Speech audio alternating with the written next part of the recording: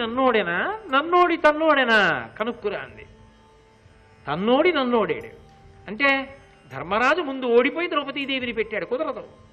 అలా ఎలా కుదురుతుంది? కుదిరే అవకాశమే లేదు. పైగా అసలు పందెం పెట్టమన్నవాడు శకుని. శకుని ఈ మాట అన్నాడు అంటే ధర్మరాజు ఆఖరణ నా దగ్గర ఇంకా ఏమీ లేదు అని తనను తాను ఒడ్డేసుకున్నప్పుడు పందెం వేసి గెలిచేసుకున్న తర్వాత ఇక ధర్మరాజు గారికి అని మిగిలిందేమీ లేదంతే. అప్పుడు ద్రౌపది ఎవరి రక్షణలోకి వెళ్ళిపోయినట్టు? ధర్మరాజు గారు తనని తాను ఓడిపోగానే ఆమె మామగారి రక్షణలోకి వెళ్ళిపోయినట్టు. ఇప్పుడు వాళ్ళు మళ్ళీ స్వాతంత్ర్యం పొందే వరకు ఆమె మామగారి రక్షణలో ఉండాలి. ఇప్పుడు ఆమె అవమానములు పొందకుండా చూడవలసిన కర్తవ్యం ఎవరిది? ధృతరాష్ట్రుడు. ఆ ధృతరాష్ట్రుడు చూడకపోతే చెప్పవలసింది ఎవరు? సభలో పెద్దలు. కాబట్టి ధర్మరాజు మాట్లాడాల, సభలో పెద్దలను అడుగుతున్నా చెప్పమంది. అంటే భీష్ముడు మాట్లాడాలి, ద్రోణుడు మాట్లాడాలి, విదురుడు మాట్లాడాలి. చిత్రం ఏమిటంటే వికర్ణుడు మాట్లాడాడు. వికర్ణుడు దుర్యోధనాదుల్లో వాడు లేచి అన్నాడు, తప్పు, జూదము తమకహేతు, ఇది అధర్మజ్యూతం. శకునితో ఆడించారు. ఆమె కులకాంత, ఆమెని పందెంలో ఉండడం ఏమిటి, ఆవిడ్ని గెలుచుకోవడం ఏమిటి? ముందు ధర్మరాజు ఓడిపోయాడు కాబట్టి శకుని ఆజ్ఞ చేత పందెంలో పెట్టారు కాబట్టి అది చెల్లదు. ఆయన ఆస్తిని శకుని ఎవరు పందెం వడ్డించడానికి? ఎలా వడ్డిస్తారు? ఆమె ధృతరాష్ట్రుడి దగ్గరికి వచ్చేసినట్టు, అంటే ధృతరాష్ట్రుడి రక్షణలోకి వచ్చేసినట్టు. మామగారి రక్షణలో ఉన్న కోడలు ఇప్పుడు ఆమెను ఎలా వడ్డుతారు? కాబట్టి ఆమె అడిగిన ప్రశ్న సహేతుకం. ఆమె ధర్మ విజిత కాదు, ఆమెను గెలిచినట్టు కాదు, ఆమె దాసి కాదు అన్నాడు. కర్ణుడు వెంటనే లేచి అన్నాడు, నోరు మొయ్యి, పెద్దలు ఉండగా మాట్లాడటానికి నీకెందుకు రా అన్నాడు. విదురుడు లేచి అన్నాడు, తప్పు, ఆమె అడిగిన ప్రశ్నే సమంజసం, ఆమె ధర్మ విజిత కాదు. ఇన్ని చెప్తే దుర్యోధనుడు ఏమన్నాడు, ఇక్కడ ఉండి అన్నీ తిని ఈ ఇంటి వాసాలు లెక్క పెడతావు, ఎప్పుడు పాండవుల యొక్క ఆనుకూల్యాన్ని ప్రదర్శిస్తూ ఉంటావు, నువ్వు ఇక్కడి నుంచి పో అన్నాడు. రాజైన ధృతరాష్ట్రుడు న్యాయం చెప్పలేదు, దుర్యోధనుడు పెచ్చుమీరిపోతున్నాడు, మాట్లాడిన విదురుడు అవమానింపబడ్డాడు, మాట్లాడిన వికర్ణుడు అవమానింపబడ్డాడు. మాట్లాడితే మాత్రం భీష్ముడికి గౌరవం ఏముంటుంది? అది మొదటి విషయం. భీష్ముడు వెంటనే మాట్లాడకపోవడానికి కారణం ఏమిటంటే, అమ్మా ద్రౌపది, మా పెద్దరికం ఇప్పుడు గుర్తొచ్చింది. తన్నోడి నన్నోడేనా నన్నోడి తన్నోడేనా అన్న ప్రశ్న జూదగాడిని అడగమని పంపించావు, భీష్ముడిని అడగమని పంపావా? ధృతరాష్ట్రుడిని అడగమని పంపావా? ప్రాతికామిని జూదగాడిని అడగమన్నావు.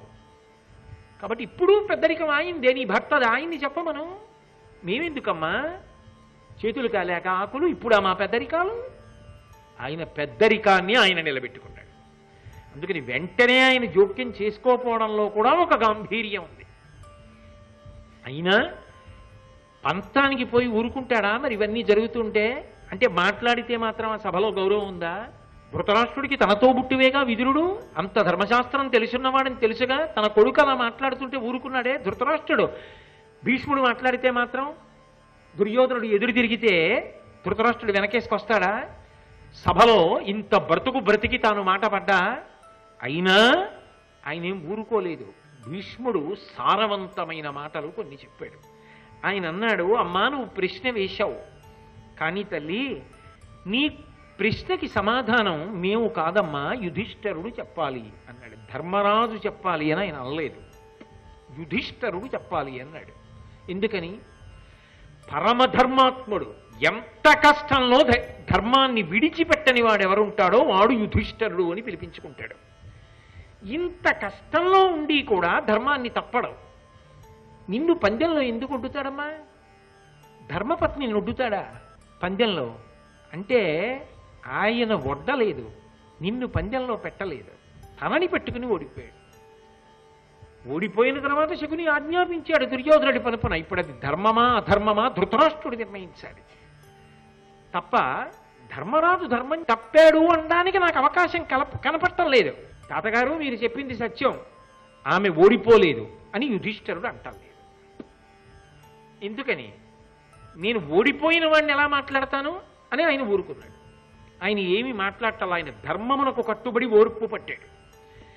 ఇప్పుడు తల్లి అలా కానినాడు ధర్మం యొక్క సూక్ష్మమైన తత్వాన్ని తెలుసుకోవడం ఎవరికి సాధ్యం? ఒక్క యుధిష్ఠిరుడైనటువంటి ధర్మరాజుకు మాత్రమే తెలియాలి తప్ప అన్యులకు సాధ్యమయ్యేటటువంటి విషయం కానే కాదు. ఇంకా తల్లి ఒక్క మాట చెప్తాను, ఈ చెడు యొక్క ఫలితాన్ని మాత్రం కౌరవులు అనుభవించి తీరుతారమ్మా అన్నాడు. అంటే అన్యాపదేశంగా ఏం చెప్తున్నాడు? ఏమీ చెప్పకుండా ఉన్నాడా?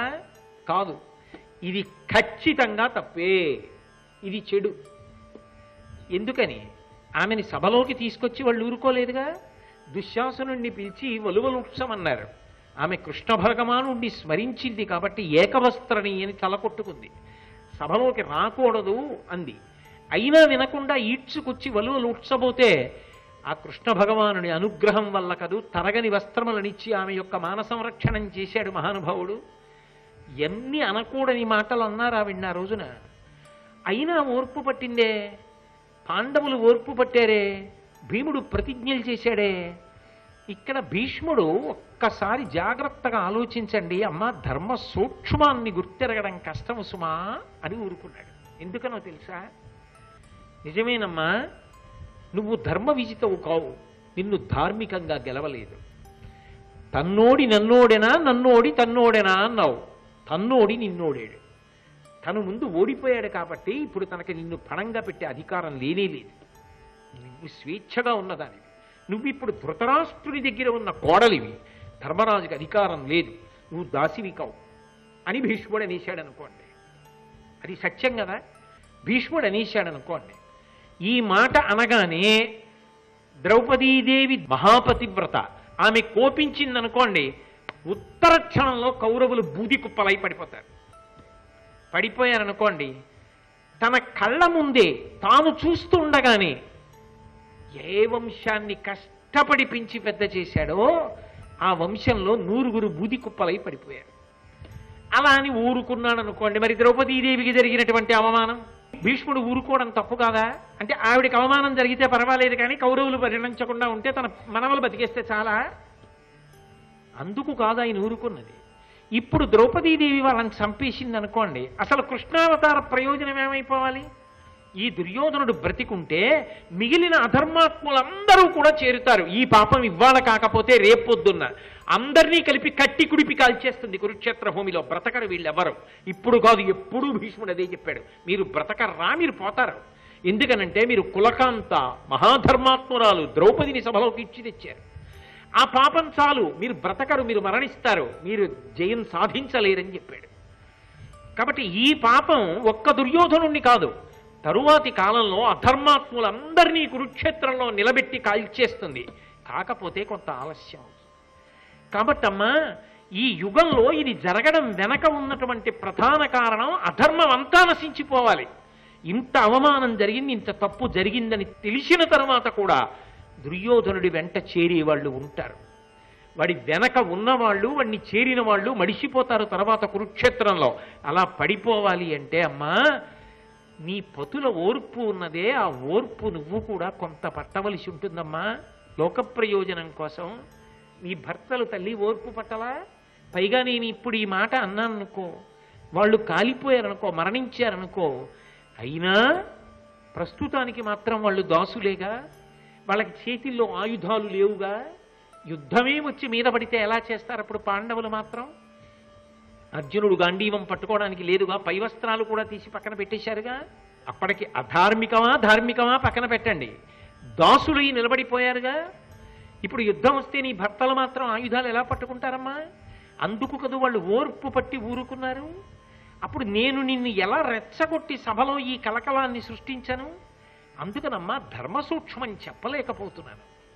ఓర్పు పట్టిన పాండవుల వంక చూసి విశాల ప్రయోజనాన్ని ఆలోచించి అధర్మమంతా కలిపి మడిసిపోతుందనేటటువంటి విశ్వాసంతో ధర్మ సూక్ష్మాన్ని అడ్డుపెట్టి యుధిష్ఠిరుడు మాట్లాడలేడని స్పష్టంగా చెప్పలేదు. కానీ అసలు భీష్ముడు ఏమీ మాట్లాడలేదనడానికి మాత్రం సాధ్యం కాదు. కురుసభలో భీష్మాచార్యుల వారు ఏమీ మాట్లాడలేదండి తీర్పు చెప్పడం మాత్రం సాధ్యం కాదు. ఆయన మాట్లాడాడు, ఆయన ధర్మమే చెప్పాడు, ఆయన కట్టవలసినంత లెక్క కట్టుకున్నాడు.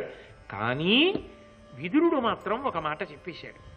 సభలోకి వచ్చి పెద్దలైన వాళ్ళు, ధర్మం తెలిసిన వాళ్ళు సభలో ఉన్నత స్థానములలో కూర్చుని ఉండగా ఏది ధర్మము అని ఇబ్బంది పడుతున్న వాళ్ళు అడిగితే ధర్మం తెలిసి చెప్పని వాళ్ళు ఎవరుంటారో వాళ్ళు కూడా భగవంతుడి చేతిలో పడిపోవలసిందే. అదే పడగొట్టింది భీష్ముడిని కూడా, అదే పడగొట్టింది ద్రోణుణ్ణి కూడా. ఎంత పెద్దలైనా స్పష్టంగా చెప్పలేదుగా, అది ఎంత విశాల ప్రయోజనాన్ని ఆశించినదైనా కావచ్చు. అప్పటికప్పుడు చెప్తే ద్రౌపదీదేవి కోపాగ్నికి, శాపవాక్కుకి మిగిలిన వాళ్ళు పడిపోతారని కావచ్చు. ఈ కారణమే ఒకనాటి రాత్రి కృష్ణ భగవానుడు పాండవుల్ని తీసుకుని భీష్ముడి దగ్గరికి వెళ్ళి ఎలా పడిపోతామని అడిగించి శిఖండిని అడ్డుపెట్టి బాణాలు కొడుతుంటే పిడుగులు పడుతున్నాయి నా మీద అన్నాడు. అన్ని బాణపు దెబ్బలు తిని నేల మీద పడిపోవలసి వచ్చింది. పరమేశ్వరుడి దృష్టిలో దోషము దోషమే. ఎంతటి మహాత్ముడైనా మర్త్యలోకం వెళ్ళిపోవాలి కాబట్టి ఒక మార్గం ఏర్పడాలి. అందుకే శిఖండి పుట్టింది, ఈ సన్నివేశం జరిగింది. ఈ రెండు బలవత్తరమైనటువంటి కారణములయ్యాయి. కానీ భీష్ముడి జీవిత చరిత్రలో మాత్రం ఆయన ఆఖరి శ్వాస వరకు గుండెల్లో ముల్లులా మిగిలిపోయినటువంటి సందర్భం మాత్రం ఇది. ఆయన కన్నుల ముందు ఒక కులకాంతకు, ఒక మహాపతివ్రతకు జరిగినటువంటి అవమానం. కానీ విదురుడు మాత్రం చెప్పవలసిన మాట చెప్పి తీరాడు సభలో. అందుకే కుంతీదేవి ఒక మాట అంది, ఎవరు బ్రతికినా ఎవరు మాట్లాడినా విదురుడిలా ధైర్యంగా మాట్లాడడం మాత్రం నేర్చుకోవాలి సభలలో. కుంతీదేవి విదురుణ్ణి ఉద్దేశించి ఆ మాట అనడానికి కారణం అది. అంత క్లిష్టమైన సన్నివేశంలో కూడా ధర్మాన్ని ఆవిష్కరిస్తూ విశాల ప్రయోజనాన్ని కాపాడి మహానుభావుడు ధర్మ సూక్ష్మం విషయంలో మాత్రం స్పష్టత ఇవ్వలేక అంటే తెలియక అని కాదు, దీర్ఘకాలిక ప్రయోజనములను దృష్టిలో పెట్టుకుని, పాండవుల ఓర్మిని దృష్టిలో పెట్టుకుని, యుధిష్ఠిరుని ధార్మికతను దృష్టిలో పెట్టుకుని, పాండవుల ఓర్పుని దృష్టిలో పెట్టుకుని, తన మాట కారణంగా కౌరవులు నశించారన్న అపవాదు మూట కట్టుకోకుండా, కానీ చేసిన కీడు వాళ్ళని ఒకనాడు చంపేస్తుంది. వాళ్ళని కాదు, వాళ్ళని అందరినీ కలిపి అధర్మం అంతా నశించిపోతుందన్న మాట చెప్తూ ద్రౌపదీదేవిని ఊరడిస్తూ మాట్లాడి అగ్నిహోత్రాన్ని గుండెల్లో భరించిన మహాత్ముడిగా భీష్ముడి చరిత్రలో నిలిచిపోతాడు. మహాభారతంలో భీష్మాచార్యుల వారి యొక్క ధర్మ ప్రబోధం పరమాద్భుతంగా ఉంటుంది. అసలు మహాభారతానికి పంచమ వేదము యొక్క స్థాయి కలిగింది అంటే అందులో అనేకమైనటువంటి ధర్మములు చెప్పినటువంటి కారణం చేత. అది శాంతి పర్వంలో చెప్పాడు, అనుశాసనిక పర్వంలో చెప్పాడు. అది కాకుండా దానికి ముందు కూడా ఎక్కడెక్కడ అవసరమైతే అక్కడక్కడ ధృతరాష్ట్రుడికి, దుర్యోధనుడికి ఆయన హితబోధ చేస్తూనే ఉంటాడు. ఆ హితబోధ చెయ్యడం ద్వారా అసలు యుద్ధం వరకు వెళ్లకుండా తన కర్తవ్యాన్ని తాను నిర్వర్తించాడు.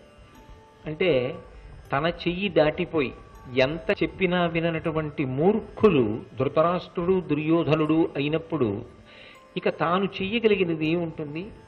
కానీ వాళ్ళు వినలేదు అని చెప్పడం మాత్రం మానేసిన వాడు కాడు. తన కర్తవ్యంలో తాను అటువంటి నిష్ఠను పొంది అటువంటి ప్రబోధాన్ని చేస్తూనే ఉన్నాడు. అది కూడా ఎప్పుడు ఎక్కడ ఏ స్థాయిలో చెప్పాలో ఆ స్థాయిలో చెబుతూ వచ్చాడు. ఎందుచేత అంటే ఇక యుద్ధం దగ్గరకు వచ్చేస్తోంది, యుద్ధాన్ని నివారించడానికి కఠినంగా మాట్లాడడం వినా మార్గం లేదు అని అనుకున్న పరమ సత్యాలు కొన్నింటిని చెప్పవలసి వచ్చినా ఎక్కడా తడబాటు లేకుండా, వెనుకంజ లేకుండా ఉన్నది ఉన్నట్టుగా స్పష్టంగా మాట్లాడతాడాయన. మహాభారతంలో ఉద్యోగ పర్వంలో సంజయ రాయబారం జరిగింది. ఆ సంజయ రాయబారం జరిగిన తరువాత సంజయుడు తిరిగి వచ్చి ధృతరాష్ట్ర మహారాజుతో పాండవులు ఏమన్నారు అన్న విషయాలన్నింటినీ కూడా తెలియచేశాడు. తెలియచేసిన తరువాత భీష్ముడు దుర్యోధనుడిని ఉద్దేశించి మాట్లాడుతూ ఒక విషయం చెప్తాడు.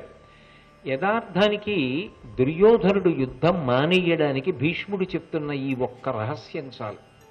ఇది బహుశः మహాభారతంలో భీష్ముడి స్థాయి వారికి తప్ప అన్యులకు తెలిసేటటువంటి అవకాశం లేని రహస్యం. అంత గొప్ప రహస్యాన్ని చెప్తున్నాడు.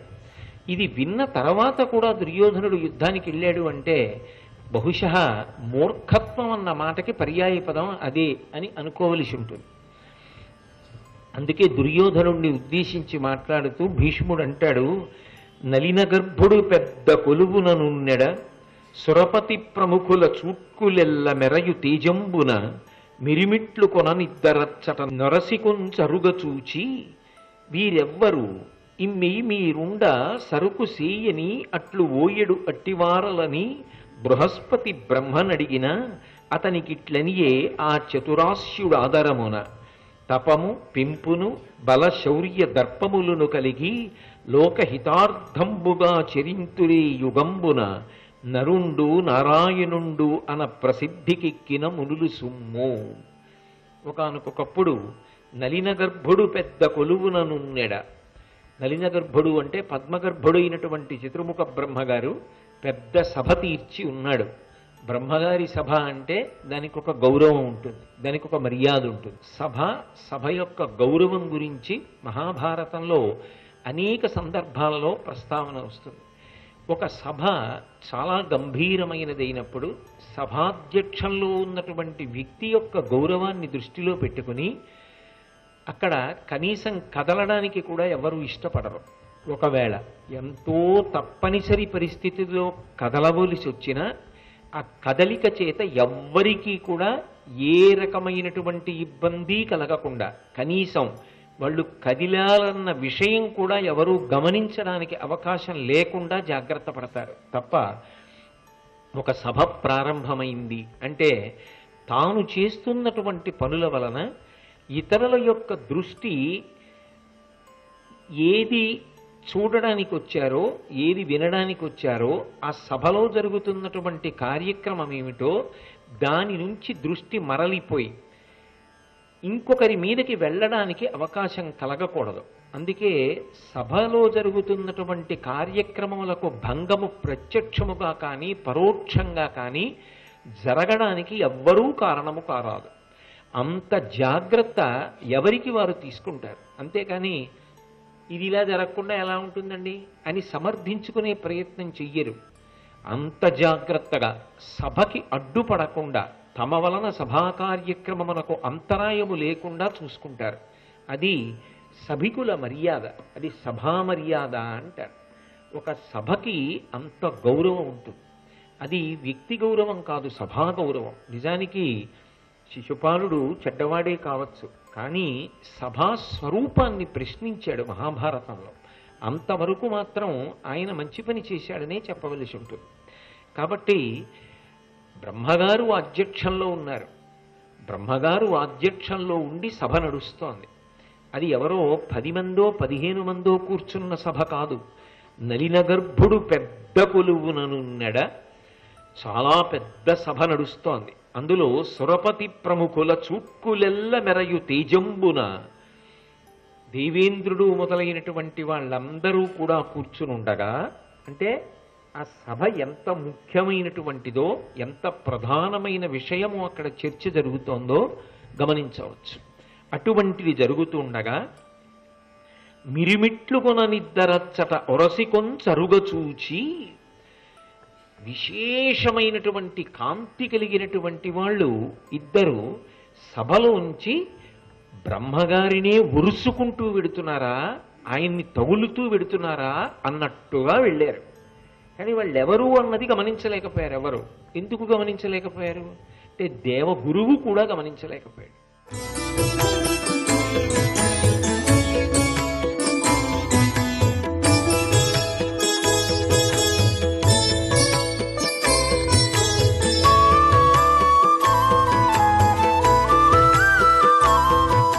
సర్వం శ్రీ ఉమామహేశ్వర పరబ్రహ్మార్పణమస్తు.